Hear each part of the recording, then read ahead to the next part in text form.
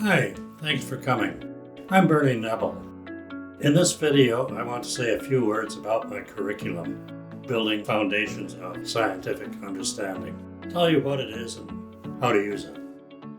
First, my overall objective is to get kids on a path of becoming scientifically literate. What does that mean? Bluntly, scientific literacy is what enables one to distinguish between verifiable, factual information and hogwash. Expanding just a bit, scientific literacy is having the basic knowledge and understanding of scientific principles and concepts, plus the wherewithal of mind to exercise cause-effect reasoning that gets one from evidence to valid conclusions. How do we teach scientific literacy? First, erase any notion that kids' minds are passive vessels waiting to be filled. The kid's mind is an active machine, receiving inputs from all aspects of the world around and making sense of them as best it can. The problem is that, left to itself, the sense the mind makes of inputs may be rife with misconceptions and notions that are far from reality. In other words, rational thinking is not automatic. So what can we do about it? We can't alter the nature of the mind, but we can nurture nature. We can draw kids' attention to a broader, more systematic array of experiences. On the sense-making side, we can use Q&A discussion to monitor where their thinking is going regarding what they've just experienced. We can pull it back from going into fantasy. We can keep it within the guardrails of logic. We can guide it along the steps of cause-effect reasoning. In short, we can guide them toward thinking rationally. That is the essence of my BFSU curriculum. Each lesson starts with a hands-on activity that gives kids a first-hand experience of a basic aspect of how the world works. Then, the lesson goes on to give you signposts for pursuing the Q&A discussion that brings kids to reflect on the implications of what they have just experienced, fallacies in wrong interpretations, and how right interpretations fit together into an expanding framework of understanding reality. This said, let's turn to specifics. Lessons fall into 4 major categories, which you can see here. You can see that these are the 4 major areas of science. How do we proceed? Many are inclined to address one area the first year, another area the second year, and so on. Let me say that that is totally at odds with the way kids' minds work. Therefore, I've designed BFSU like this. Each area starts with lessons that are readily digestible by K-level kids. Each subsequent lesson builds in systematic steps from there. Hence, the technique is to move across the picture, doing the K-level lessons in each area, and then back and forth again and again, all the way to grade 8. I know that this sounds a bit crazy and unmanageable, but let me illustrate how it might work by pointing at the actual lessons. Start with lesson AB1, organizing things into categories. Kids as young as 3 will naturally sort and arrange objects. It takes little more to introduce the word category and see how we arrange things in categories for the convenience of finding and thinking about them.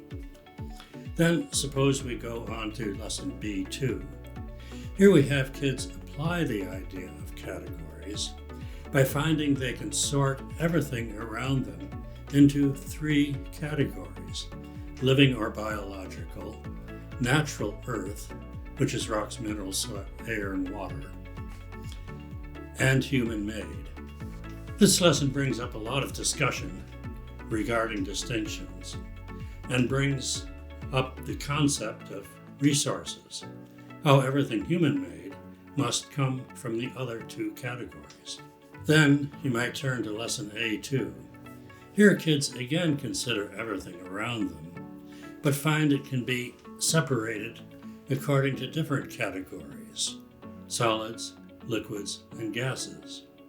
Making a cross-connection to living things, kids derive that their bodies are a complex combination of all 3. Further, the state of many things, particularly water, is changed by temperature. Let's go over here to lesson D1. The way we experience gravity brings up the idea of the whole Earth and how its major parts can be considered in terms of solid, liquid, and gas, plus living things, cross-connecting back to lesson A1 and A2. Next, take lesson C1, making things go. Here we have kids consider what makes things go, work, or change. Reflection brings them to ponder heat, light, electricity, and they discover another category of things which have none of the attributes of matter. They are forms of energy. Then come to lesson B3, distinguishing between plants and animals. What is the key difference? Delving deeply and connecting back to C1, kids discover that it lies in what makes them go. For plants, light; for animals, food. Note 2 things in this going back and forth. First, the learning in one lesson is immediately put to use in comprehending the next lesson. Second, we're continually making connections across the diverse areas. These 2 things are crucial. Memorizing facts is the lowest order of thinking. I would argue that it doesn't involve thinking at all. Moreover, bits of information that are memorized but then not used are soon forgotten. It is the using the new ideas to build next steps that embeds them in memory and exercises thinking. In short, BFSU goes beyond having kids learn a bunch of facts. At each step, you will be teaching kids to use what they are learning, to build further learning, and to make connections. That is, to think, to become scientifically literate.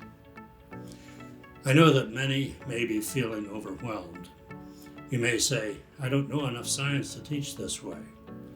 Well, this book is as fat as it is because each lesson includes the observations to call kids' attention to, the questions you might pose to bring them to ponder, responses to misconceptions, connections, and so on. Further, know that teaching is not brain surgery. You can always go back and make additions and corrections. Indeed, backing up and making corrections is an important lesson for kids to learn. It also exercises thinking. Then, finally, help is available along the way.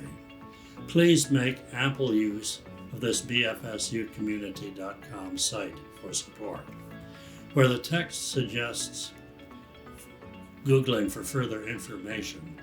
You can click through the form to the given lesson and find direct links to videos, photos, and other information.